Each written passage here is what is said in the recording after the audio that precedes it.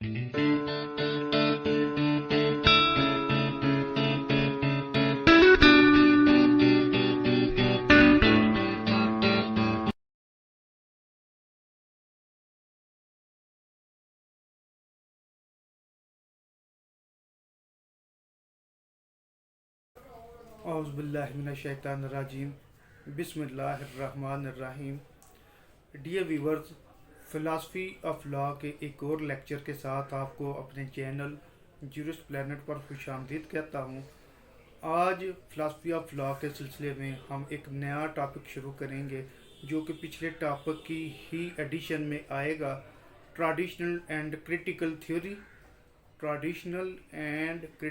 Theory, ideology and criticism. Meaning thereby जो पीछे हमने टॉपिक डिस्कस किया था ट्रेडिशनल और क्रिटिकल थ्योरी के हवाले से, आज उसकी आइडियोलॉजी मीन नज़रियात और क्रिटिसिज्म के बारे में आज का लेक्चर होगा। तो लेक्चर का बाकायदा आगाज़ करने से पहले जिन लोगों ने मेरे चैनल को सब्सक्राइब नहीं किया वो चैनल को सब्सक्राइब कर लें और इसके आगे रेड कलर की घंटी को पुश कर दें ताकि आपको नई आने वाली वीडियोस मिल सकें। और हौसला अफजाई के लिए वीडियो को लाइक भी कीजिएगा और शेयर भी कीजिएगा। तो व्यूअर्स, स्टार्ट लेते हैं ट्रेडिशनल एंड क्रिटिकल थ्योरी और उसके बाद उसकी आइडियोलॉजी और क्रिटिसिज्म के ऊपर। व्यूअर्स, इससे कबल लेक्चर में ट्रेडिशनल और क्रिटिकल थ्योरी के ऊपर एक लंबी चौड़ी आर्गू हार्कीमर के नज़रियात की रोशनी में हम कर चुके हैं। हार्कीमर ने ट्रेडिशनल थ्योरी के मतलब जो साइंटिफिक और सोशल सिस्टम था उसको वाज़ह किया और उसके बाद उसने क्रिटिकल थ्योरी के ऊपर भी बहुत सारा लिखा। तो हम अब बालगा ये बात कह सकते हैं कि कॉन्सेप्चुअली ये एक रिच एप्लीकेशन है। कॉन्सेप्चुअली रिच एप्लीकेशन है, मुस्तकिल मजमून के तौर पर क्रिटिकल और सोशल थ्योरी का सिस्टम है या क्रिटिकल सोशल थ्योरी का निज़ाम है। ये एक मुस्तकिल इसकी कंसेप्ट के लिहाज से, कंसेप्चुअल लिहाज से एक परमानेंट स्टडी, एक परमानेंट सब्जेक्ट की हैसियत इसने हासिल कर ली। तो अब यहाँ पर अगर ये कहना गलत ना होगा कि जो नॉर्मेटिव सोशल फिलासफी है, नॉर्मेटिव कहते हैं कायदा कानून को, और कायदा कानून जो उस वक्त किसी स्टेट के अंदर कायम है और कायदा कानून रूल, नॉर्मेटिव सोशल फिलासफी, ये इख्तलाफ है, ये मुख्तलिफ है किसके साथ? क्लासिकल डिस्क्रिप्टिव सोशियोलॉजी के साथ। क्लासिकल डिस्क्रिप्टिव सोशियोलॉजी, क्लासिकल यानी कि कदीम, डिस्क्रिप्टिव जो तशरीह है, जो बयानियाँ रखती है, और सोशियोलॉजी, तो ये इनमें फ़र्क आ गया। नॉर्मेटिव ऑफ सोशल फिलासफी और क्लासिकल डिस्क्रिप्टिव सोशियोलॉजी के दरमियान एक फ़र्क है, एक इख्तलाफ है। क्लासिकल जो थ्योरी थी वो मार्क्सिज्म के नज़रियात के ऊपर मबनी है, जो कि इमैनुअल कांट ने 18वीं सदी में इसकी बुनियाद जो रखी उसको आप क्लासिकल थ्योरी कह सकते हैं, क्लासिकल डिस्क्रिप्टिव थ्योरी कह सकते हैं, क्लासिकल क्रिटिकल थ्योरी कह सकते हैं। तो जितने फ्रैंकफर्ट फिलासफर्स ने इस थ्योरी को प्रमोट करने के ऊपर, इसको एक्सपेंड करने के ऊपर, इसकी री इंटरप्रिटेशन के ऊपर जो काम किया, उसके अंदर जो खुलासा जाते, जो उसका क्रक्स था, वो एक कायदा, एक रेगुलेशन, एक ऑर्डर, एक सिस्टम की वो बात करते हैं, जिसकी वजह से इसको नॉर्मेटिव ऑफ सोशल सोशियोलॉजी का नाम दिया जा सकता है। अगर हम क्रूशियल की सेंस की बात करते हैं तो वो अंडरस्टैंड करने के लिए है। एक सिस्टम को अंडरस्टैंड करना, crucial is a system to understand. एक सिस्टम को अंडरस्टैंड करने के लिए इसके अंदर वो सारे मामलात आ जाते हैं। जब क्रिटिसिज्म जो है वो नोशन ऑफ आइडियोलॉजी को अंडरस्टैंड करने के लिए है। Notion of ideology crucial system को अंडरस्टैंड करने के लिए, जबकि क्रिटिसिज्म नोशन ऑफ आइडियोलॉजी। अगर हम बात करें नोशन ऑफ आइडियोलॉजी जो कि क्रिटिसिज्म को अंडरस्टैंड करने के लिए है, आइडियोलॉजी को हम कह सकते हैं डिस्क्रिप्टिव एम्पेरिकल सेंस में। डिस्क्रिप्टिव एम्पेरिकल सेंस से मुराद ये है, डिस्क्रिप्टिव कहते हैं किसी फ़लसफ़ा की तफसील को, बयानिए को, तशरीह को। एम्पेरिकल कहते हैं कोई ऐसा सिस्टम, कोई ऐसा मामला जिसको तजर्बा, एक्सपेरिमेंट के बाद उससे इल्म हासिल किया जा सकता है, उससे हम कुछ रूल्स एक्सट्रैक्ट कर सकते हैं। तो डिस्क्रिप्टिव एम्पिरिकल सेंस ये जो स्टडी का सिस्टम है बायोलॉजिकल या क्वासी बायोलॉजिकल प्रॉपर्टीज इसमें आती हैं। अब बायोलॉजिकल से मुराद हम इस सिस्टम के अंदर जो एम्पिरिकल डिस्क्रिप्टिव सिस्टम है इसके अंदर उस मामला से उस सिस्टम के पीछे जितने भी अनासर हैं, जितने भी अवामल हैं, उसकी स्टडी का नाम लिया जा सकता है। मीनिंग देयर बाय उसके सोशल सेटअप का सिस्टम को हम डिस्कस कर सकते हैं, उसके हम समाजी सिस्टम को हम डिस्कस कर सकते हैं, उसकी सोसाइटी की ज़रूरत नेसेसिटीज़ ऑफ द सोसाइटी को हम डिस्कस कर सकते हैं। उसमें उन तमाम मामलात को डिस्कस हम कर सकते हैं जो कि एक निज़ाम को चलाने के लिए ज़रूरी होते हैं। इस वजह से कहा गया कि biological and quasi biological properties, यानी कि एक निज़ाम को, सिस्टम को, एक डिस्क्रिप्टिव एम्पिरिकल सिस्टम के पीछे जितनी भी अवामिल का फरमा है उनको स्टडी किया जा सकता है, उनको उनके ऊपर गुफ्तगू की जा सकती है ताकि वो वहाँ पर एक ग्रुप के ज़रिए या अल्टरनेटिव सिस्टम के ज़रिए या कल्चरल फीचर्स के ज़रिए एक सिस्टम की, एक ग्रुप की बुनियाद रखी जा सके। तो इसमें बहुत सारे अवामिल का, जैसे मैंने जिक्र किया, इसमें जूरिस्ट की स्टडीज़ इसमें शामिल हैं, इसमें कल्चरल के मामलात शामिल हैं, इसमें डायलैक्टिक्स के मामलात शामिल हैं जो कि मकामी ज़ुबान से रिलेटेड मामलात हैं। वो सारी की सारी इस चीज़ का हिस्सा बन जाती हैं। फिर बता रहा हूँ डिस्क्रिप्टिव एम्पिरिकल सेंस के अंदर नोशन ऑफ आइडियोलॉजी एक बायोलॉजिकल और क्वाजी बायोलॉजिकल स्टडी और उनके ग्रुप्स का नाम है जो कि कल्चरल और सोशल कल्चरल फीचर्स के हामी होते हैं। तो अगर हम आइडियोलॉजी इन डिस्क्रिप्टिव सेंस की बात करें तो आइडियोलॉजी एक नज़रिया को कहते हैं, डिस्क्रिप्टिव वही तशरीह बयानिया सेंस में अगर इसके बात की जाए तो हम ये कह सकते हैं कि ये एक डिस्कर्सिव और एक नॉन डिस्कर्सिव एलिमेंट्स का हामिल है। डिस्कर्सिव कहते हैं किसी भी सिलसिला की गैर मुसलसल रहने में, यानी एक निज़ाम की इब्तिदा हुई, एक एजुकेशन, एक स्टडी की, एक नज़रिए की, नोशन की इब्तिदा हुई, बाद में उसमें ब्रेकअप आ गया और उस नज़रिया को दोबारा से रिफाइन किया गया या उसी तरीक़ा के साथ उसको दोबारा से देख लिया गया, तो इसको हम कह सकते हैं डिस्कर्सिव, यानी कि गैर मुसलसल ये सिस्टम है। तो गैर मुसलसल सिस्टम और तसलसल सिस्टम दोनों इसमें आ जाते हैं, क्योंकि डिस्कर्सिव और नॉन डिस्कर्सिव, डिस्कर्सिव कहते हैं गैर मुसलसल सिस्टम को जिसमें ब्रेकअप आ जाए, और नॉन डिस्कर्सिव कहते हैं मुसलसल सिस्टम को जिसके अंदर कोई ब्रेकअप वगैरह ना आ सके।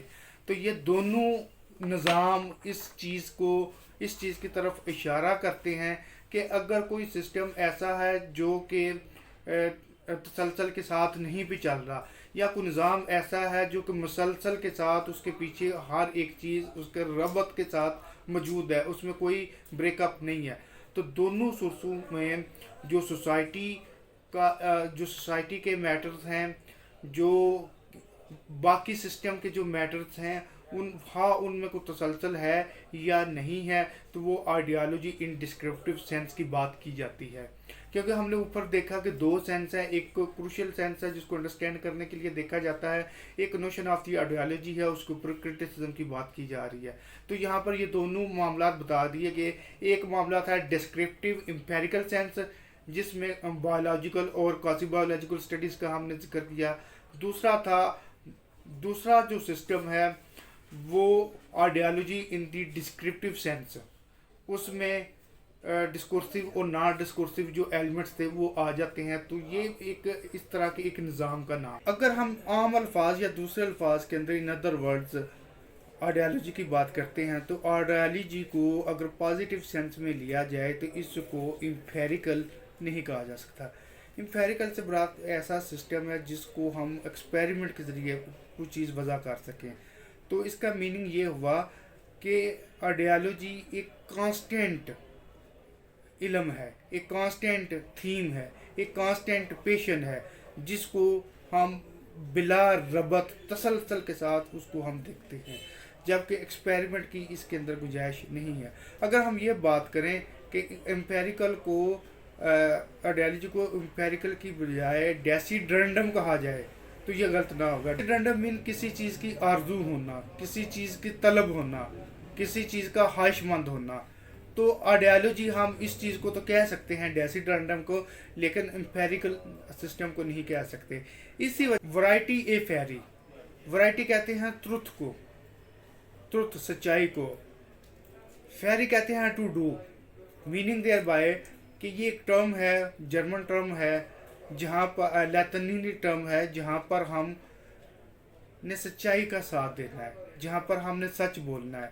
جو سچائی کے اوپر مبنی معاملات ہیں ان کو ہم نے آگے لے کے آنا ہے اور انہی کو ہم نے بیان کرنا ہے کسی بھی لیگل سسٹم کے اندر. اگر ہم کسی جسٹس، کسی بھی سسٹم کے standard justice of the system کی بات کریں یا کریٹیکل سوشل تھیوری کو ایویلیویٹ کریں تو ہم یہ کہہ سکتے ہیں کہ یہ rationality of any system, rationality of any system of social domination. اس سے مراد، اس کا میننگ کہ کسی بھی نظام کے اندر ریشنلٹی آف اینی سسٹم، اس کی معقولیت کو دیکھنے کے لیے اگر ہم اس کی ایویلیویشن کی بات کرتے ہیں، کسی بھی سسٹم کی ایویلیویشن کی بات کرتے ہیں تو اس کی سب سے پہلے جو چیز دیکھی جاتی ہے اس سسٹم کا ریشنیبل ہونا، کہ کیا وہ معقول ہے، کیا وہ اس سرزمین کے حالات و واقعات سے مطابقت رکھتا ہے، یا اس کے جو سٹینڈرڈز ہیں وہ میٹ کرتے ہیں اس کرائٹیریا کو.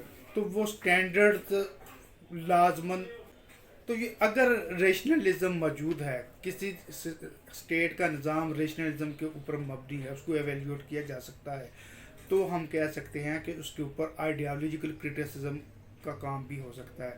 کیونکہ مثالی کرٹیسزم کا کام کرنے کے لیے کسی اسٹیٹ کا نظام بھی ہونا ضروری ہے، اس کا ریشنلزم کا نظام ہونا بھی ضروری ہے. اگر آئیڈیالوجی کو فیکچول اور نیگیٹو سینس میں دیکھا جا سکے تو جیسا کہ ایک عقیدہ ہے، ایک آئیڈیالوجی ہے، ایک تھیم ہے کہ مین سپیریئر ہیں وومن کے اوپر، یا مرد بالا حیثیت رکھتے ہیں، ڈومیننٹ پوزیشن رکھتے ہیں عورت کے اوپر، یہ ایک بلیو ہے. یا جو وائٹ ہیں وہ بلیک کے اوپر سپیریئر پوزیشن رکھتے ہیں، تو یہ ایک بلیو ہے. تو کیا اس بلیو کے اوپر عمل کیا جا سکتا ہے؟ تو answer definitely is not. Every one is equal under the law. ہاں وہ وائٹ ہے، ہاں وہ سپیریئر ہے، انفیریئر ہے، بیفور دی لا تمام ایکول ہے، ایکول رائٹس ہیں. تو اگر اسی چیز کو بنیاد بنا کر کسی الٹرنیٹیو پریکٹیکیبل سسٹم کی سوشیالوجی کی بات کی جا سکے تو اس کا جواب کریٹیکل سسٹم کے اندر ہمیں ملتا ہے کہ alternative practical ways constructing the social bond, جہاں پر سوشل بانڈز کو، معاشرے کی حدود کو اس کا تعین کرنے کے لیے مختلف طریقہ کار موجود ہیں، ان کو دیکھا جا سکتا ہے. تو اگر ہم نوشنز کی بات کریں اور ریشنلٹیز کی بات کریں تو اس کو دو فارمز میں دیکھا جا سکتا ہے. ایک فارم جو ہے کوئی dominant form of the power ہے، ایک form dominant form of the power ہے، اور اس کے آگے جو نارمیٹیو فورس ہے وہ ڈپرائیو ہے، وہ محکوم ہے. میننگ دیئر بائی کہ ایک طبقہ پاور کی حیثیت میں ہے اور دوسرا طبقہ محرومیت کا شکار ہے. دوسرا نوشن ریشنلٹی کا وہ اس چیز کے اینٹی ہے. اس میں کہا جاتا ہے کہ کنٹریری ہے، وہ اس کو کریکٹرائز کیا جاتا ہے کنٹریری کے طور پر، اس کو کریکٹرائز کیا جاتا ہے. اس میں لبریٹنگ فورس کی بات کی جاتی ہے. لبریٹنگ فورس مین کہ ایسا سسٹم جو کہ آزادی، جبر سے آزاد ہو، طاقت سے آزاد ہو، جس میں رول آف لا کی بات کی جا سکے اور جس کو قائم ہونا ابھی باقی ہے. اس نظام کو وہ کہتے ہیں، یہ کنٹریری ہے، نوشن کے کنٹریری ہے، لبریٹنگ فورس ہے جس کو اب بھی قائم ہونا باقی ہے. اگر ہم نوشن یا ریشنلٹی کی بات کرتے ہیں جس کی فرسٹ سینس تھی ڈومیننٹ پاور اینڈ ڈپرائیو، تو اس میں اگر اس چیز کو اگر ہم مزید دیکھیں تو اس چیز کو سمجھنے کے لیے ہیومنز اور انوائرمنٹل سسٹم کو دیکھنا پڑتا ہے. ہیومنز اور انوائرمنٹل کے ریلیشنز کو دیکھنا جاتا ہے. کہ ہیومن اور انوائرمنٹ سرکمسٹانسز کی کیا پوزیشن ہے، اس کو دیکھا جاتا ہے، اس کو دیکھ کر اس چیز کو پرکھا جا سکتا ہے۔ اس میں ہم اولڈر ٹریڈیشنز کی بات کر سکتے ہیں، فیوڈلزم کی بات کر سکتے ہیں، جس میں ڈومیننٹ پاور کی بات کر سکتے ہیں، کیونکہ انوائرمنٹل اور ہیومن ریلیشنز کی جب بات کی جائے کہ تو یہ ساری چیزیں اس میں شامل ہوگی۔ ماسٹر اینڈ سرونٹ کا کانسیپٹ آئے گا، ڈومینیشن، ہر انفلوئنشل پاور بھی ڈومینیشن کی صورت میں آ سکتی ہے، یہ ساری چیزیں اس کا خاصہ کہلائیں گی۔ اور جو دوسری کیٹیگری تھی جس میں وہ لبریٹنگ فورس کی بات کر رہا ہے، لبریٹنگ فورس کی بات کر رہا ہے، اس میں ہیومن ریلیشن سبسروینٹ ہے، اور اس میں ہیومن ایکشنز سبسروینٹ ٹو نارمیٹیو کی بات کی جاتی ہے۔ میننگ دیئر بائی کہ جو ہیومنز ہیں وہ کسی نظام کے تابع ہیں، وہ کسی قاعدے کے تابع ہیں، ان کے اوپر کوئی رولز اینڈ ریگولیشنز وضع ہوتا ہے۔ اور اسی پوائنٹ کو کانٹ نے پرنسپلز آف مورالٹی کے اندر بھی ڈسکس کیا تھا، جس کو سیکنڈری جو کہ سبسروینٹ ٹو سم نارمز ہے، سبسروینٹ ٹو سم نارم مین کہ کسی قاعدے کے اندر ہے، کسی سوورینٹی کے اندر ہے، کسی ضابطے کے اندر ہے۔ اگر ہم مفادات کی بات کریں اور اس کے اندر کانسیپٹ آف انٹرسٹ کو دیکھیں تو یہ کہنا غلط نہ ہوگا کہ جتنے بھی مفادات کے کانسیپٹ ہیں وہ دو طرح کے ہیں، ایک ٹرو انٹرسٹ اور ایک فالس انٹرسٹ۔ ٹرو انٹرسٹ وہ مفادات جو کسی بھی سوسائٹی کی پروٹیکشن کے لیے ضروری ہوتے ہیں، اور فالس انٹرسٹ وہ انٹرسٹ جو سوسائٹی کی بقا کے لیے خطرہ ہوتے ہیں، جو ہم خود سے پرزیوم کر لیتے ہیں، ان انٹرسٹ کو ہم اپنے آپ سے پرزیوم کر لیتے ہیں اور اپنی پرزمپشنز کے اوپر ان کے پیچھے ان کو حاصل کرنے کی ہم تگ و دو کرتے ہیں، جبکہ ٹرو انٹرسٹ وہ انٹرسٹ ہیں، وہ مفادات ہیں جو سوسائٹی کی بقا کے لیے، ایک سوسائٹی کو رولز اینڈ ریگولیشنز کے انڈر لانے کے لیے رکھے جاتے ہیں اور ان کو کسی اسٹیٹ کے اندر اپلائی کیا جاتا ہے۔ اگر اس کو مزید وائڈر سینس میں دیکھیں تو ہم کہہ سکتے ہیں ایک پرفیکٹ نالج اپروچ ہے اور دوسرا آپٹیمل کنڈیشنز اپروچ ہے۔ پرفیکٹ نالج اپروچ اس چیز کو فالو کرتا ہے جو سائڈ بائی سائڈ یا جو نارمیٹیو ویلیوز کے انڈر آتا ہے، یا جو ہم کہہ سکتے ہیں جو سسٹم موجود ہے اس کی وہ بات کی جاتی ہے۔ پرفیکٹ نالج اپروچ بالکل علم کی بات کی جاتی ہے، علم کی بنیاد کے اوپر ایک مضبوط سوسائٹی کی بات کی جاتی ہے، ایک مضبوط رول اینڈ ریگولیشن کی بات کی جاتی ہے۔ تو پرفیکٹ نالج اپروچ اس چیز کو کہتے ہیں جہاں پر علم مضبوطی کا حامل ہے، سوسائٹی کا حامل ہے۔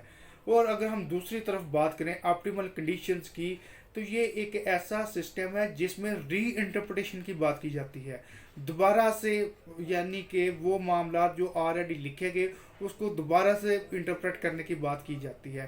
اور یہ آلموسٹ ہاربیزم کا جو اسکول آف تھاٹ تھا اس کو وہ انڈیکیٹ کرتا ہے، جس کے مطابق ایک آئیڈیل سپیچ سچویشن کی ضرورت ہے۔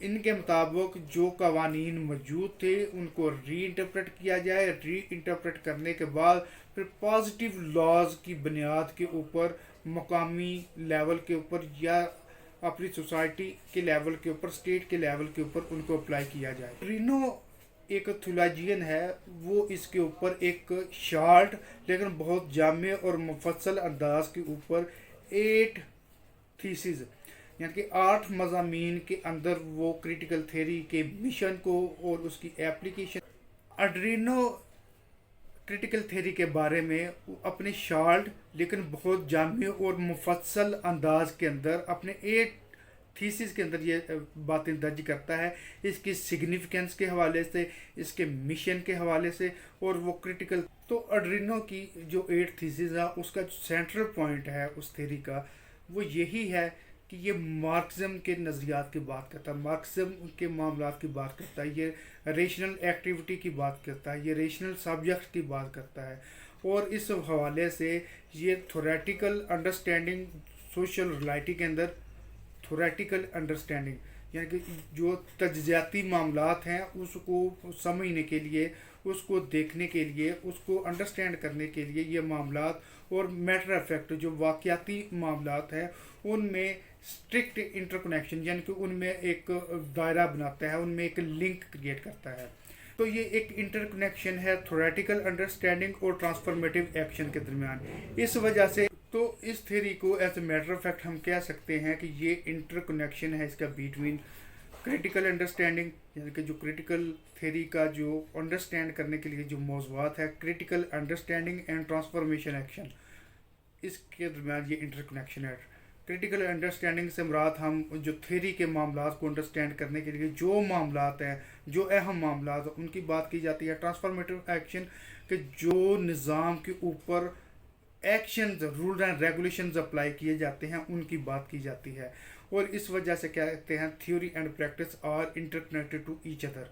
जब ये ट्रांसफॉर्मेशन एक्शन के ऊपर मबनी होगी और अंडरस्टैंडिंग के ऊपर मबनी होगी, क्रिटिकल अंडरस्टैंडिंग के ऊपर मबनी होगी, तो ये इंटरकनेक्शन है और इसी इंटरकनेक्शन को एक्सप्लेन किया जा रहा है क्रिटिकल थ्योरी के अंदर। तो व्यूअर्स, आज के इस लेक्चर में जो बात समझ में नहीं आई, जो आप सवाल पूछना चाहते हैं, वो नीचे कमेंट्स में आप पूछ सकते हैं, मैं उसका जवाब दूंगा। और आप लोग इस चैनल को प्लीज़ सब्सक्राइब भी करें और इस वीडियो को लाइक करें और शेयर भी कीजिएगा। नेक्स्ट लेक्चर के एक और लेक्चर के साथ हाज़िर होऊंगा। तब तक अल्लाह हाफिज़।